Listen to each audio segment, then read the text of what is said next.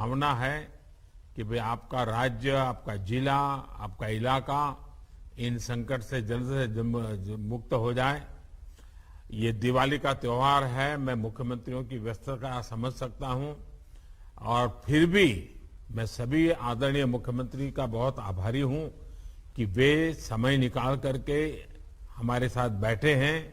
ये बात सही है कि मैं डिस्ट्रिक्ट के लोगों से बात करना चाहता था, मैं मुख्यमंत्रियों को परेशान करना नहीं चाहता था, लेकिन ये कमिटमेंट है मुख्यमंत्रियों के दिल में भी अपने राज्य को 100% वैक्सीनेशन का जो उनका लक्ष्य है, इसीलिए वो मुख्यमंत्री भी आज हमारे साथ बैठे और उनकी मौजूदगी हमारे डिस्ट्रिक्ट के जो अधिकारी हैं उनको एक नया विश्वास देगी, नया ताकत देगी, और मेरे लिए बहुत खुशी की बात है।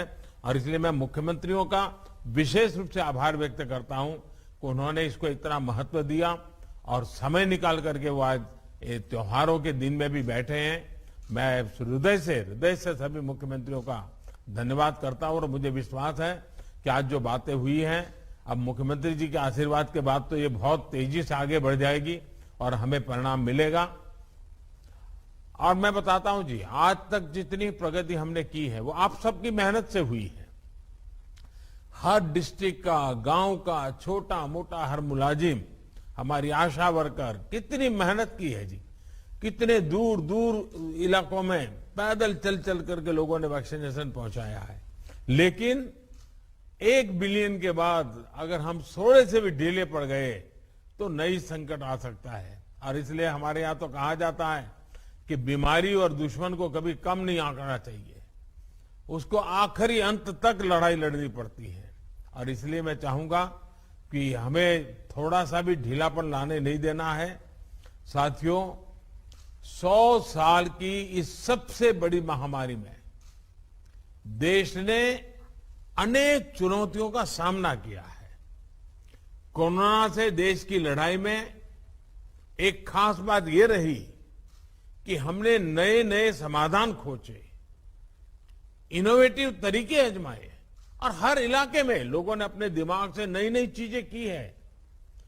आपको भी अपने अपने जिलों में वैक्सीनेशन बढ़ाने के लिए नए नए इनोवेटिव तरीके पर और ज्यादा काम करना ही होगा। नया तरीका, नया उत्साह, नई टेक्निक, ये इसमें जान भरती रहेगी। आपको ये भी याद रखना होगा कि देश के जिन राज्यों ने 100% पहली डोज का पड़ाव पूरा किया है, उनमें भी कई जगहों पर अलग अलग तरह की चुनौतियां रही है। कहीं भौगोलिक परिस्थितियों की वजह से मुश्किल आई, तो कहीं साधन संसाधनों की चुनौती रही। लेकिन ये जिले इन चुनौतियों को पार करते ही आगे निकले हैं। वैक्सीनेशन से जुड़ा कई महीने का एक्सपीरियंस हम सबके पास है। हमने बहुत कुछ सीखा है, और एक अननोन एनिमी से कैसे लड़ा जा सकता है, ये हमारे छोटे छोटे आशा वर्कर ने भी सीख लिया है। अब आपके माइक्रो स्ट्रेटेजी बताते हुए आगे चलना है। अब हम राज्य का हिसाब, जिले का हिसाब उसको भूल जाए।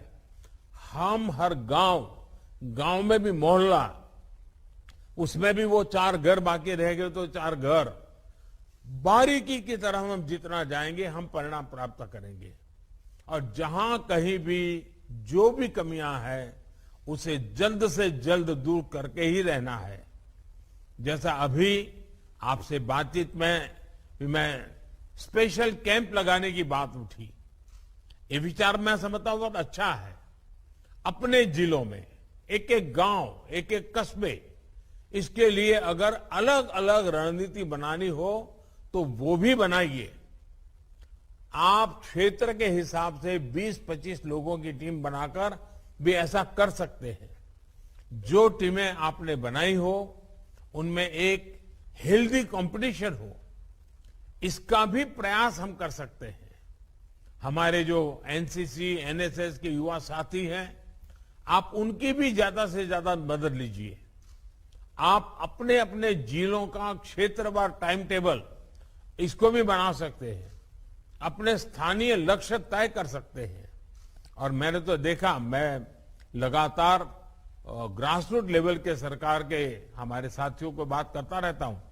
मैंने देखा है कि महिला जो हमारी अधिकारी हैं, खास करके वैक्सीनेशन के काम के जुड़ी हुई, वो बड़ी जी जान से जुड़ गई। उन्होंने अच्छे परिणाम दिए हैं। हमारे जो महिला वर्कर्स हैं सरकार में, जितनी हमारी बहनें, इवन पुलिस में भी हमारी जो महिलाएं हैं, उनको भी कभी 5 दिन 7 दिन के लिए इस काम के लिए ले चलिए। आप देखिए परिणाम बहुत तेजी से मिलेगा। आपके जिले जल्द से जल्द राष्ट्रीय औसत के पास पहुंचे। मैं तो चाहता हूं उससे आगे निकल जाए, और इसके लिए हम सबको पूरी ताकत लगा देनी होगी। मुझे पता है कि आपके सामने एक चुनौती अफवाह और लोगों के भ्रम की स्थिति भी है, और जैसे जैसे हम आगे बढ़ेंगे शायद ये समस्याएं हमें कॉन्सेंट्रेटेड एरियाज में सामने आएगी। और अभी बातचीत के दौरान भी आप में से कईयों ने इसका जिक्र किया है। इसका एक बड़ा समाधान है कि लोगों को ज्यादा से ज्यादा जागरूक किया जाए। आप इसमें स्थानीय धर्मगुरुओं को भी जोड़े, उनकी मदद ले, उनके छोटे छोटे वीडियो बनाए 2-2, 3-3 मिनट के, और उनके वीडियो पॉपुलर करे। हर घर में उनके धर्मगुरुओं के वीडियो पहुंचे, धर्मगुरु उनको समझाएं। इसके लिए आप प्रयास किए। और मैं तो अक्सर अलग अलग पंथों के गुरुओं से लगातार मिलता रहा हूं। मैंने बहुत प्रारंभ में सभी धर्मगुरुओं से बात कर करके इस काम में मदद के लिए उनको अपील की थी, और सभी वैक्सीनेशन के बहुत हिमायती हैं, कोई विरोध नहीं करते हैं। देखिए, मैंने अभी जैसे बताया, अभी 2 दिन पहले ही मैं वेटिकन में था। पोप फ्रांसिस से मेरी बहुत अच्छी मुलाकात हुई। वैक्सीन पर धर्मगुरुओं के संदेश को भी हमें जनता तक पहुंचाने पर विशेष जोर देना होगा। साथियों, आपके जिलों में रहने वाले लोगों की सहायता के लिए, उनको प्रेरित करने के लिए वैक्सीनेशन अभियान को अब हर घर तक ले जाने की तैयारी है। हर घर दस्तक, इसी मंत्र के साथ हर उस घर में दस्तक दी जाएगी जहां अभी तक दोनों टीके का संपूर्ण सुरक्षा कवच नहीं मिला है। अभी तक आप सभी ने लोगों को वैक्सीनेशन सेंटर तक पहुंचाने और वहां सुरक्षित टीकाकरण के लिए प्रबंध किए। अब हर घर टीका, घर घर टीका, इस जज्बे के साथ हम सबको घर घर पहुंचना है। साथियों, इस अभियान की सफलता के लिए हमें कम्युनिकेशन के लिए टेक्नोलॉजी से लेकर अपने सोशल इंफ्रास्ट्रक्चर का भरपूर उपयोग करना है। हमारे पास देश के अनेक राज्यों, अनेक जिलों में ऐसे मॉडल है जो दूर सुदूर गांवों में लेकर शहरों तक 100% टीकाकरण के लिए अपनाए गए हैं।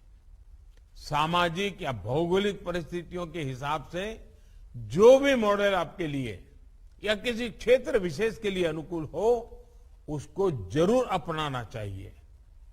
एक काम आप लोग और कर सकते हैं।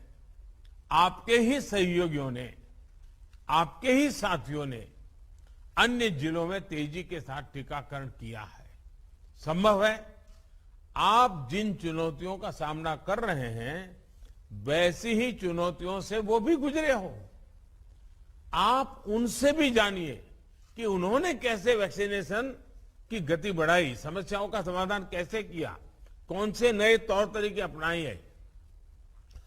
उनको की गई आपकी एक फोन कॉल भी आपके जिले में बदलाव ला सकती है। अगर उन्होंने अपने जिलों में कुछ इनोवेट किया है, कुछ अच्छी प्रैक्टिसेस भी अपनाई हैं, तो वो आप अपने जिलों में भी दोहरा सकते हैं। जो हमारे आदिवासी भाई बहन हैं, हमारे वनवासी साथी हैं, उनको वैक्सीन लगाने के लिए भी हमें अपने प्रयासों को और बढ़ाना होगा। अभी तक के हमारे अनुभव बताते हैं कि स्थानीय नेतृत्व समाज के दूसरे सम्मानित साथियों का साथ और सहयोग एक बहुत बड़ा फैक्टर है। हमने कुछ दिन भी तय करनी, जैसे बिरसा मुंडा जी का जयंती आएगी, बिरसा मुंडा जी की जयंती के पहले हम एक पूरा आदिवासी क्षेत्र में माहौल बना दें। अब एक प्रकार से बिरसा मुंडा जी को हमारी श्रद्धांजलि के रूप में इस बार हम वैक्सीन लगाएंगे। ऐसी कुछ इमोशनल चीजें हम जोड़ें और मैं चाहूंगा इसलिए आदिवासी समुदाय के संपूर्ण टीकाकरण में भी ऐसे कुछ अप्रोच हमें बहुत काम आएंगे।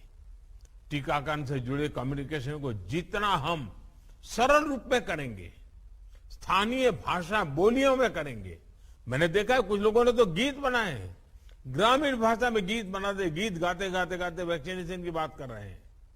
इतने बेहतर परिणाम आएंगे।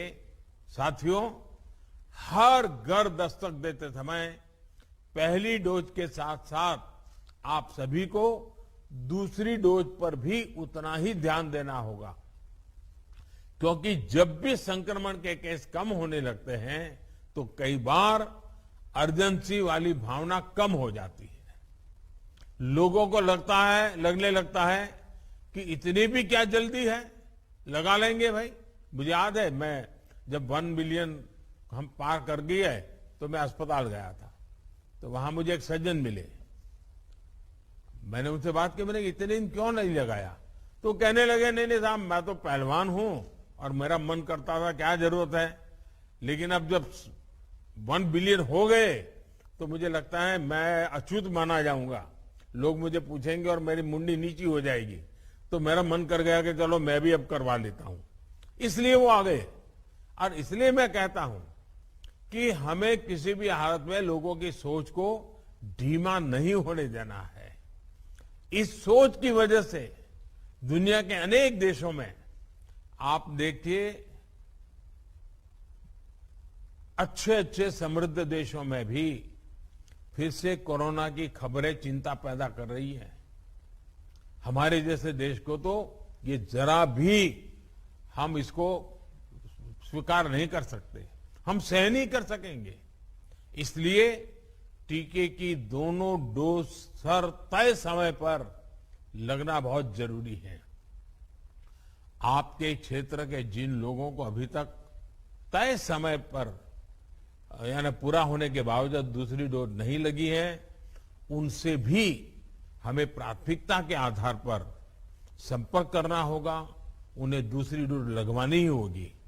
साथियों, सबको वैक्सीन मुफ्त वैक्सीन अभियान के तहत हम एक दिन में करीब करीब 2.5 करोड़ वैक्सीन डोज लगाकर दिखा चुके। हमारी ताकत का हमने एहसास कर लिया है। ये दिखाता है कि हमारी कैपेबिलिटी क्या है, हमारा सामर्थ्य क्या है। टीके को घर घर पहुंचाने के लिए जो भी जरूरी सप्लाई चेन नेटवर्क है वो तैयार है। इस महीने कितनी वैक्सीन उपलब्ध होगी, इसकी विस्तृत जानकारी भी हर राज्य को एडवांस में दे दी जा चुकी है। इसलिए आप अपनी अपनी सुविधा के हिसाब से इस महीने के लिए अपने टारगेट्स एडवांस में प्लान कर सकते हैं। मैं फिर एक बार कहता हूं, इस बार 1 मिलियन डोज के बाद दिवाली मनाने का उमंग आया है। हम नए लक्ष्यांक पार करके क्रिसमस को उमंग से मनाएं, इस मिजाज के साथ आगे बढ़ना है। आखिर में मैं आप साथियों को एक बात और याद दिलाना चाहता हूं। आप वो दिन याद कीजिए जब आपकी सरकारी सेवा का पहला दिन था। मैं सभी डिस्ट्रिक्ट के अधिकारियों से, उनके साथ बैठी हुई टीम को मैं बड़े हृदय से अपील करना चाहता हूं। आप कल्पना कीजिए, जिस दिन पहला था ड्यूटी का, जिस दिन आप मसूरी से निकले थे, ट्रेनिंग से निकले थे, आप कौन सी भावनाओं से भरे हुए थे, आपका जज्बा कौन सा था, कौन से सपने थे। मुझे पक्का विश्वास है आपके मन में उस समय आपके मन में यही था कि आप कुछ अच्छा करेंगे, कुछ नया करेंगे, आज समाज के लिए जी जान से जुटेंगे। फिर एक बार उन सपनों को याद कीजिए, उन संकल्पों को याद कीजिए और हम तय करें समाज में जो पीछे हैं, जो वंचित हैं, उनके लिए अपना जीवन समर्पित करने का इससे बड़ा कोई अवसर नहीं हो सकता है। उसी भाव को याद करने के हम एक बार जुट जाए दोस्तों। मुझे विश्वास है आपके साझा प्रयास से बहुत जल्द आपके जिलों में वैक्सीन की स्थिति सुधर जाएगी। आइए हर घर दस्तक, घर घर जाकर के टीका अभियान को हम सफल बनाएं।